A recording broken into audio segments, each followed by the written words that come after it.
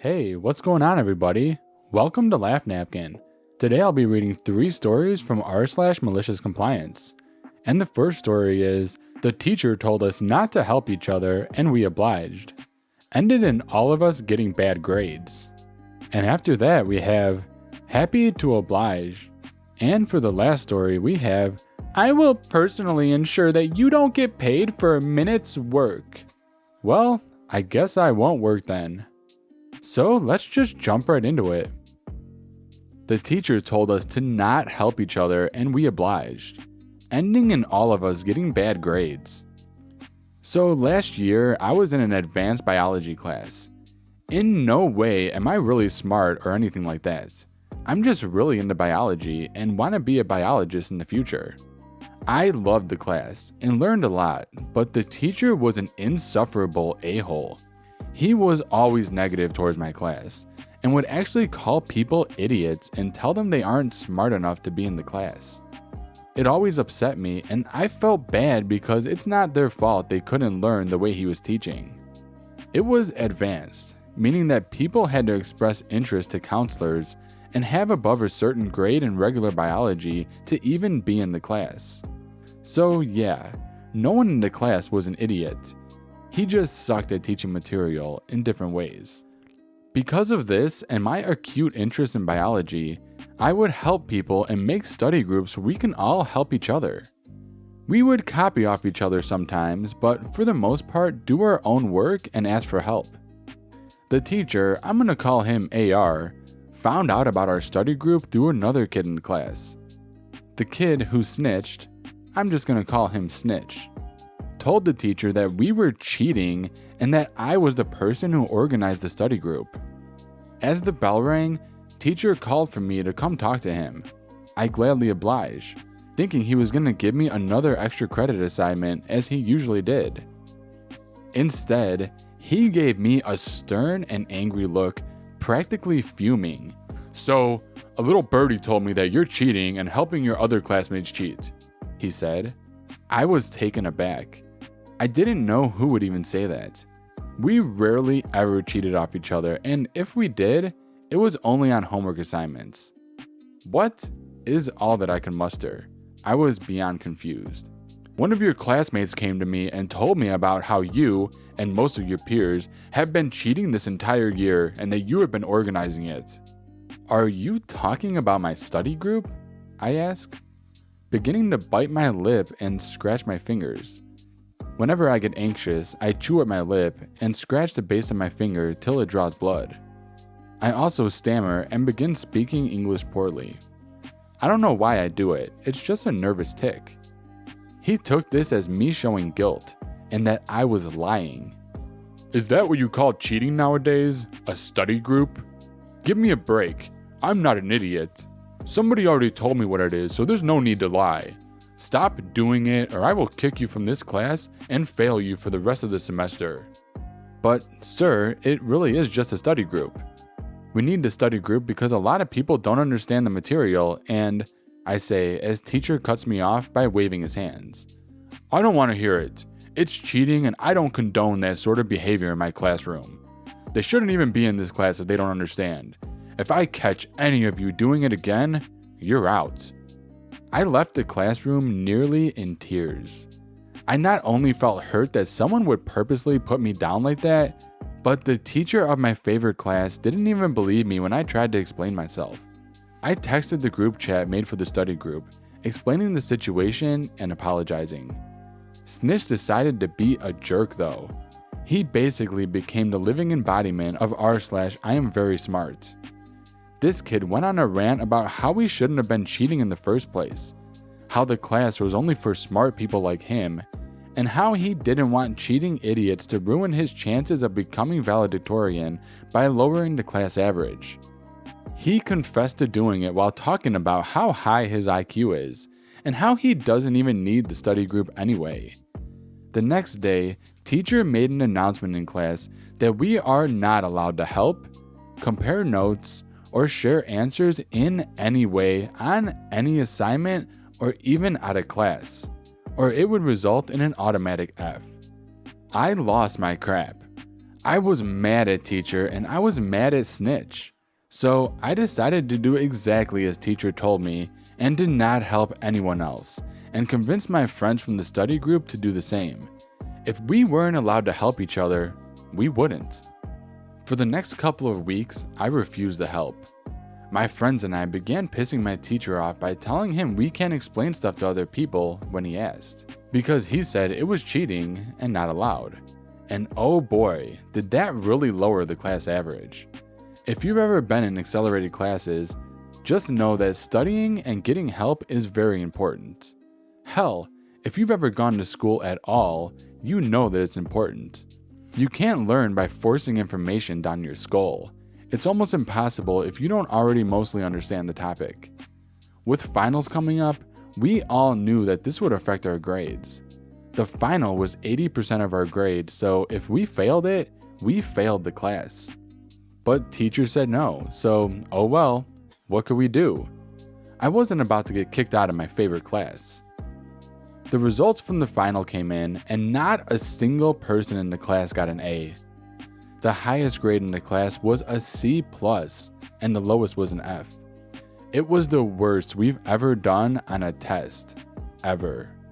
Teacher, being the a-hole he is, decided to confront us all in class about it. He went on about how we're all idiots and began reading off every single test score and humiliating the people who got Fs. And guess who was one of the only 3 people who got Fs? Effing snitch. Turns out he did actually need the study group as much as the rest of us. To everyone's surprise, one of the people who got an F spoke up. "You want to know why everyone bombed the test? 'Cause you took away our study group." "You should have been studying anyway, even without the group," teacher proclaimed. "A lot of us can't study without some sort of help. Staring into a textbook that you already don't understand doesn't help," this girl said. She was getting more and more frustrated and looked on the verge of crying, and I don't blame her. "You should have asked someone for help," teacher says, clearly annoyed at this point. "But you told us not to help each other or we would get an automatic F. We were just doing what you said." I was shocked at how she handled the situation. I had never seen teachers so red before. I don't know how it is for most people's school, but at mine, we're not allowed to retake finals. Our final score is what we have to deal with, and with no one getting above a C+ on the final, everyone in the class had a C+ final grade or lower. With everyone doing so poorly, it made the teacher look really bad. I like to believe it prevented him from getting a promotion or something like that. All I know what happened was that someone else took over for him. I like to believe his job was given to someone else because of how bad our grades are, but in all honesty, I think he just retired. Happy to oblige. I am usually not a reactive person. Last night, I was. I went to see John Wick 3 with the girlfriend last night, and the movie was awesome. Walking out of the theater later on after the movie, me and my girl were quick to notice a small parking spot war had ensued behind her car. Looked to me like 2 young men, each in their own car, were battling for the space that Ariana was soon to vacate. I helped her load the last of her stuff into her car, and went to walk across the lot to my Jeep. As soon as I got seated and my engine started, I looked at my girlfriend and she was still in the space, half backed out of it with both of those cars jammed in behind her. These guys were having a standoff a few feet behind her car over a front parking space. I drove around and got out of my car. I was livid here, and yelled at both of them to move so she could leave and they could continue their BS fight. One guy rolled down his window to protest that he was here first, and the other guy was being a jerk. Whatever, not my issue. I just wanted us both to leave and to let them have their fight. The second car said nothing. I stormed back to my Jeep and waited for girlfriend to leave. She squeezed her way out and drove over to Dutch Bros across the street to say hi to her coworkers. I was still near the 2 guys after she left. I rolled down my window and yelled at the guy in the second car for being so stupid and making her feel like she couldn't leave all over a stupid space. I was angry at this point. The guy stopped his car as he was halfway backed into the space that he'd won and got out. He stood up and his first words to me were, "Get out of your car then, let's go." I guess he wanted to fight over this. Not worth it, I thought to myself. "I'm not gonna fight you over something so petty, dude," I shouted back in anger. "Next time, learn to be patient for 5 minutes before acting like a total idiot." This flared him up, as he had his girlfriend in the passenger seat. I could see the king penguin flare his chest out. What came next was a verbal barrage unlike any I've ever heard before. I like to think I know a lot of nasty words, but this guy was educating me on some other type of level.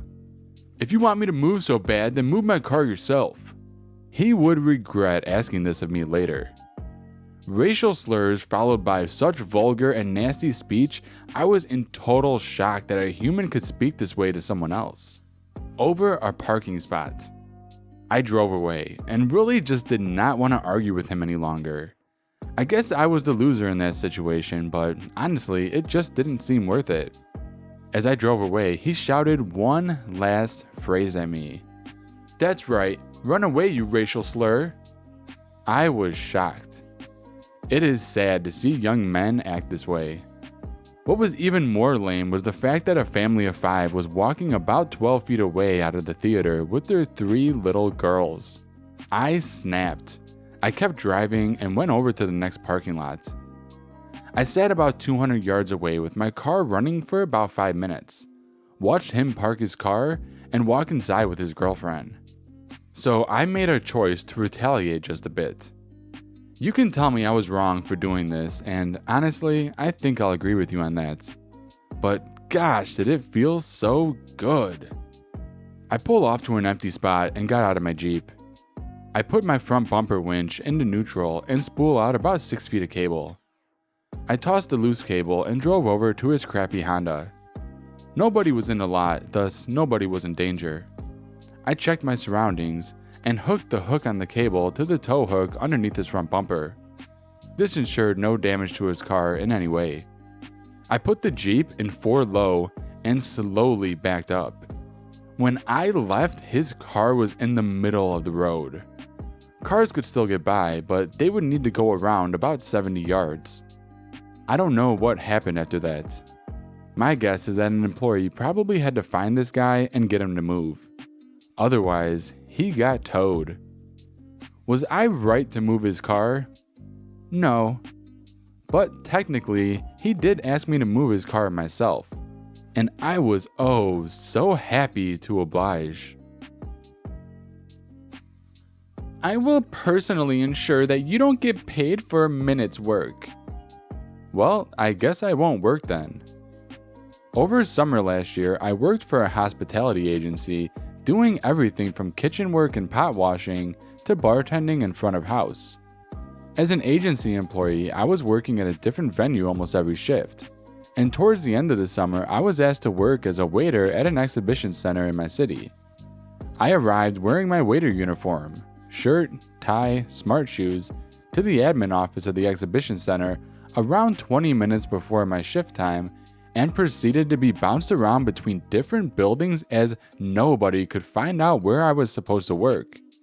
I was the only employee from my agency there, and I was in constant contact with my manager back at the office, explaining to her that there was confusion about where I'd be working, but I had arrived on time and had parking tickets, etc. to prove it. Around an hour passes before I'm finally sent off to one of the several food stands in the center and told I would be doing pot washing. Now, I would have never worn smart clothing if I knew this was the case, as your clothes are guaranteed to get very messy if you're cleaning the greasy pots, etc. But at this point, I was tired of waiting around, doing nothing, so I borrowed an apron and went into the back kitchen of the food stand. It turned out that everything they sold was in paper and plastic packaging, so my job was to wash out one tray that came in every half hour or so. So I did what anyone would do if they were in a back kitchen alone with no work to do and started using my phone. just scrolling through Facebook. Around 2 hours later, a lady storms into the back kitchen and immediately starts shouting at me for using my phone and doing no work. She then introduces herself as the catering manager, in charge of several food stands, and is furious that I'm sitting there doing absolutely nothing. I explained to her that I spent an hour waiting to be told where I was working, and I have been watching everything that comes through. It turns out she had been looking for me because I was supposed to be pot washing at a different food stand on the other side of the center, and went on to say, "I will personally ensure that you don't get paid for a minute's work you have done today," calling me work shy and being very insulting. Everyone in the front kitchen can hear her because of how loud she's yelling. I call my manager and relay all of this to her. And this is where the malicious compliance comes in. As I had been told that any work I'd be doing that day would be unpaid, I had no contractual obligation to do said work. My wage for the day had already been paid to my agency, and my manager's advice was to stay in the center until the end of my shift time. If I was unable to do any work because of an error on their part, I would still be paid by my agency. If I've been told that I'm not going to get paid for even a minute of work, I'm sure as hell not going to waste my time working. The next 4 hours were spent sat on my phone in front of the food stand, getting angry looks from the catering manager whenever she walked past.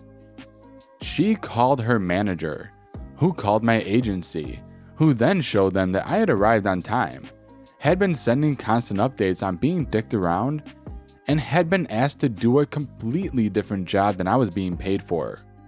They also told them about the verbal abuse and threats of not being paid from the catering manager. The cherry on top was that this manager was forced to apologize to me, and I earned a full day's wage for basically sitting on my phone all day. Thank you so much for watching this video. I really enjoyed making it. Don't forget to tell me what you think about these stories and submit your own story in the comment section below. See you guys in the next video.